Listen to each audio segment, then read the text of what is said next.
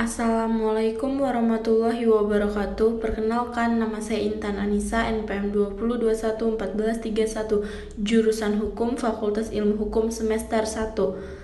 Tugas Hukum Waris Adat. Dosen pembimbing Zainuddin Hasan, SHMH, mata kuliah Hukum Adat.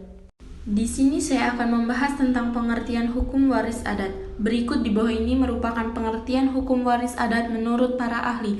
Yang pertama, Supomo. Hukum waris adalah ketentuan hukum yang memuat peraturan-peraturan yang mengatur proses meneruskan serta mengoperkan barang-barang harta benda dan barang lain yang tidak berwujud benda dari suatu angkatan manusia kepada keturunannya. Yang kedua, Imam Sudijat. Hukum waris adalah ketentuan hukum adat yang meliputi aturan-aturan dan keputusan-keputusan hukum yang bertalian dengan proses penerusan atau pengoperan dan peralihan atau perpindahan harta kekayaan material dan non-material dari generasi ke generasi. Yang ketiga, Terhar BZN. Hukum waris adalah aturan-aturan hukum yang mengenai cara bagaimana dari abad ke abad penerusan dan peralihan dari harta kekayaan yang berwujud dan tidak berwujud dari generasi ke generasi. Kesimpulan. Yang pertama, hukum waris mengacu kepada pihak, pewaris, ahli waris, dan warisan. Yang kedua, proses pewarisan tidak selalu diikuti adanya kematian terlebih dahulu. Yang ketiga, dari penerusan satu generasi ke generasi berikutnya, maka pada dasarnya hukum waris mengacu kepada konsep jiwa kekeluargaan, bukan material semata. Yang keempat, kegiatan pewarisan selalu merujuk kepada pihak atau angkatan yang lebih muda. Ada 3 unsur penting. Yang pertama, pewaris, yang kedua, ahli waris, yang ketiga, harta warisan. Perbedaan esensial waris adat. Yang pertama, dapat dibagi, tidak dapat dibagi-bagikan. Yang kedua, tidak mengenal bagian mutlak. Yang ketiga, tidak ada hak menuntut sewaktu-waktu adanya pembagian warisan. Yang keempat, tidak ada hak atau kemungkinan.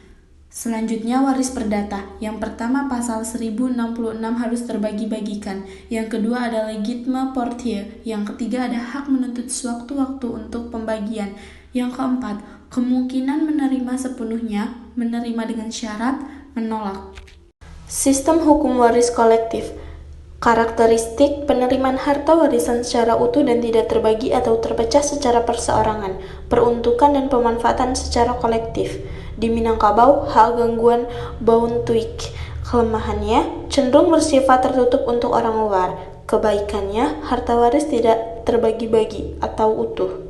Sistem hukum waris individual. Karakteristik menerima harta warisan secara perseorangan.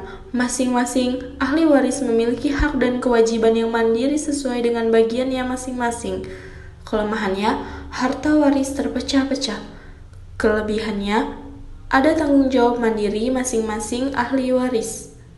Harta warisan, harta milik pewaris yang dibagi-bagikan kepada ahli waris. Dapat berupa harta benda yang berwujud dan yang tidak berwujud.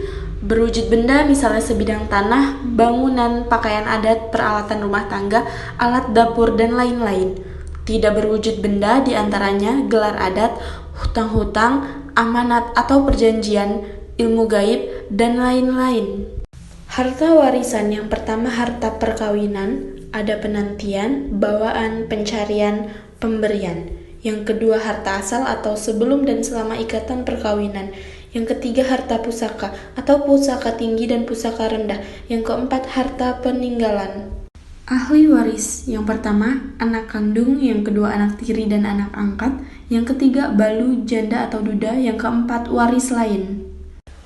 Hilangnya hak mewaris. Yang pertama, membunuh dan merencanakan penghilangan nyawa pewaris atau anggota keluarganya. Yang kedua, melakukan penganiayaan atau merugikan kehidupan pewaris. Yang ketiga, merusak nama baik pewaris atau kerabatnya dengan tindakan tercela. Yang keempat, murtad dari agama dan kepercayaannya. Terima kasih. Wassalamualaikum warahmatullahi wabarakatuh.